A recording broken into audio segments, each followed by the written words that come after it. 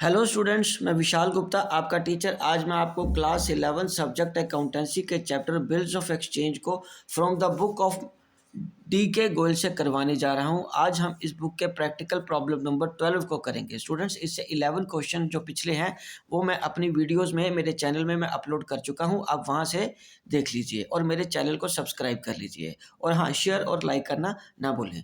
तो चलिए स्टार्ट करते हैं क्वेश्चन नंबर 12। तो स्टूडेंट्स, ये जो क्वेश्चन है 12, उसका जो टॉपिक है वो है रिटायरिंग अ बिल अंडर रिबेट।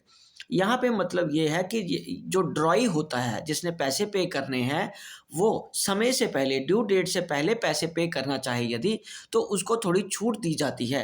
वो छूट ड्रॉर के लिए एक्सपेंस हो जाती है और ड्रॉई के लिए इनकम हो जाती है। It is just like a discount received. तो चलिए मैं आपको 12th क्वेश्चन शुरू करवा रहा हूँ, आप वहाँ से समझिए इसको आराम से।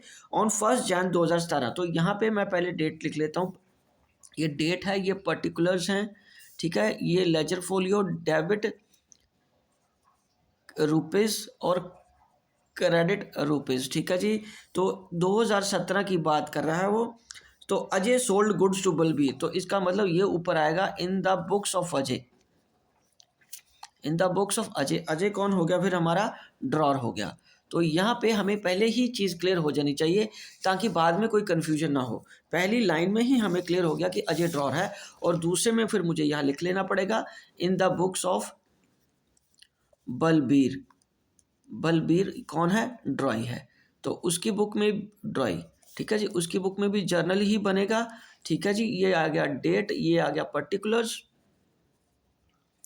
Ledger folio, debit, credit, rupees, rupees, ठीक है जी। ओके, तो sold a good for rupees 10,000 at a discount of 20% on that day, ठीक है। तो पहले on that day a bill was accepted drawn by him on him by Ajay for 8,000 payable after say 3 months after sight. Having surplus fund, Balbir paid off the bill on 4th March and allowed a rebate of 18%, ठीक है। तो सबसे पहले हम cell की यहाँ entry करेंगे, तो इसका जैन 1 की ही एंट्री आएगी। जैन 1 को स्टूडेंट्स क्या एंट्री आएगी? बलबीर ने सामान खरीदा है, बलबीर इसके लिए डेटर बन जाएगा। बलबीर डेबिटेड टू सेल्स, और सेल्स के लिए उसने डिस्काउंट दिया है 20% का।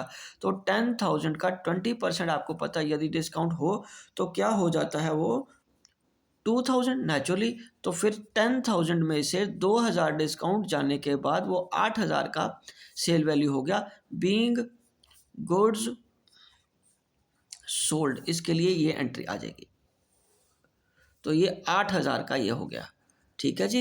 ओके, दूसरी एंट्री क्या आएगी? उसने सेम डे को ये बिल भी एक्सेप्ट कर लिया है बलबीर ने, तो इसके लिए बिल्स रिसीवेबल इसने ड्रॉ किया ना, तो इसके लिए तो यही एंट्री आएगी, bill receivable account debited to Balbir. 8,000 का बिल आ गया, being bill receivable drawn. Okay जी, ठीक है। अब वो क्या कह रहा है? बलबीर ने 4 मार्च को पैसे दे दिए, 4 मार्च को पैसे दे दिए, उसको पहले ही पैसे दे दिए, और बिल कितने का था? 3 मंथ का। आफ्टर साइट, आफ्टर साइट का मतलब होता है कि जिस दिन उसको बिल मिलेगा एक्सेप्ट करने के लिए, उसके बाद से पीरियड काउंट करना है। तो यहाँ अलग से कोई डेट नहीं दी, तो डेट तो वही रहेगी, लेकिन वो बिल की ड्यूरेशन कितनी है?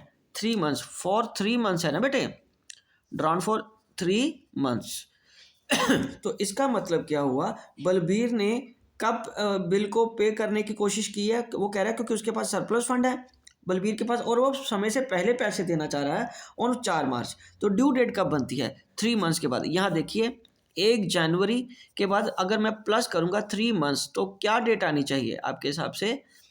फरवरी प्लस मार्च प्लस अप्रैल, एक एक एक, ठीक है, प्लस 3 डेज ऑफ ग्रेस। तो इसके हिसाब से तो आएगी 4 अप्रैल, पर वो 1 महीना पहले पैसे देना चाह रहा है, तो हम अब इस केस में पैसे कब लेंगे? 4 मार्च को, 4 मार्च को, और 1 महीने का उसको रिबेट दे देंगे। जैसे डिस्काउंट काटते थे, डिस्काउंटिंग चार्जेस कैलकुलेट करते थे, उस तरीके से यहाँ पे रिबेट कैलकुलेट कर लेंगे 4 मार्च को। ये आ गया बैंक अकाउंट डेबिटेड रिबेट, इसके लिए खर्चा हो जाएगा डेबिटेड टू बिल रिसीवेबल, ये आ जाएगा being amount received and rebate allowed. ठीक है, तो कितने का आ जाएगा, 8,000 का बिल है और रिबेट चार्जेस कितने 18% है और 1/12, ये 2 से 2 कट गया। ठीक है, और ये सारा काट के आ जाएगा 120 रुपये। ठीक है जी, तो इसका ये 120 है, 8,000 का बिल है और ये करके 7880 के पैसे उसको मिल जाएंगे। ठीक है जी, ये 3 एंट्रीज आनी है आपके पास। ठीक है जी, और यही अब उसने हमें बोला है कि बलबीर की बुक्स में भी बनाओ, तो बलबीर की बुक्स में तो परचेज की एंट्री सबसे पहले आएगी। तो 2017 1 जैन को आ जाएगा परचेजेस। बलबीर के लिए क्या हो गया, purchases account debited to Ajay. ठीक है जी, ये आ गया 8,000 बीइंग गुड्स परचेज्ड। ठीक है जी, दूसरा 8,000 ही आएगा ना, क्योंकि उसको ट्रेड डिस्काउंट कर लिया, वो पीछे मैंने कैलकुलेशन दिखा दी थी, इसलिए यहाँ करने की जरूरत नहीं है। अब वो अजय को बिल्स पेबल कर देगा, Ajay account debited to bills payable account, तो यहाँ आ जाएगा being bill payable accepted. Okay, उसके बाद है मार्च 4।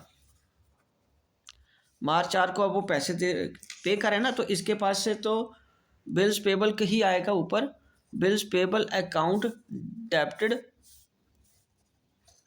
To bank account to rebate on bill, इसके लिए रिबेट इनकम बन गई। ठीक है जी, और अमाउंट है 8,000 का और 7880 और 120, वो जो पहले कैलकुलेट किया था। Being bill paid and rebate claimed, rebate claim. ठीक है, रिबेट उसको मिल गया है क्योंकि उसने समय से पहले पैसे दिए। ये 3 एंट्रीज आनी, सिंपल सा सवाल है। ठीक है जी, मैं एक बार दोबारा आपको बता देता हूँ। अच्छा, यहाँ पैसे ही नहीं लिखे मैंने, ये लो। ठीक है जी, हो गया, चलो ठीक है, ये देख लो एक बार दोबारा मैं बता रहा हूँ स्टूडेंट्स। ये है कि जो डिस्काउंटिंग वाला क्वेश्चन होता है उसमें क्या होता है कि ड्रॉर, जो ड्रॉर होता है वो पहले पैसे चाहता है, तो उसको डिस्काउंटिंग चार्जेस पे करने पड़ते हैं। ठीक है जी, और ड्रॉई की बुक्स में कोई चेंज नहीं आती थी, लेकिन ये जो रिबेट वाला टॉपिक है इसमें ड्रॉई ड्रॉर को पहले पैसे देना चाह रहा है, तो वो रिबेट के रूप में कुछ छूट मांगता है। ठीक है जी, तो पहले बलबीर की बुक्स में, सॉरी अजय की बुक्स में ड्रॉर के सेल की एंट्री आ गई, बलबीर को जो गुड्स सोल्ड किया है, फिर उसने बिल रिसीव कर लिया 8,000 का, ये ट्रेड डिस्काउंट माइनस करने के बाद है ना। हाँ, उसके बाद वो उसको 1 महीने पहले पैसे पे कर रहा है, तो 1 महीने का रिबेट उसको मिल जाएगा। ठीक है जी, और इसके लिए रिबेट ये एक्सपेंस आ गया अजय के लिए जो ड्रॉर है। ठीक है, और यही एंट्रीज ये देख ले, समझ आ गया ना बेटा। और यही एंट्रीज दूसरी बुक्स में, दूसरा बंदा जो बलबीर है ड्रॉई है, उसकी बुक्स में ये परचेज के रूप में आ जाएगी, बिल्स पेबल के रूप में आ जाएगी, और bills payable to bank and to rebate on bill करके आ जाएगी। ठीक है जी, तो ठीक है स्टूडेंट्स, इसी के साथ ये क्वेश्चन कंक्लूड होता है और मैं वीडियो भी यहीं कंक्लूड कर रहा हूँ। आई होप कि आपको अच्छी तरह समझ आ गया होगा।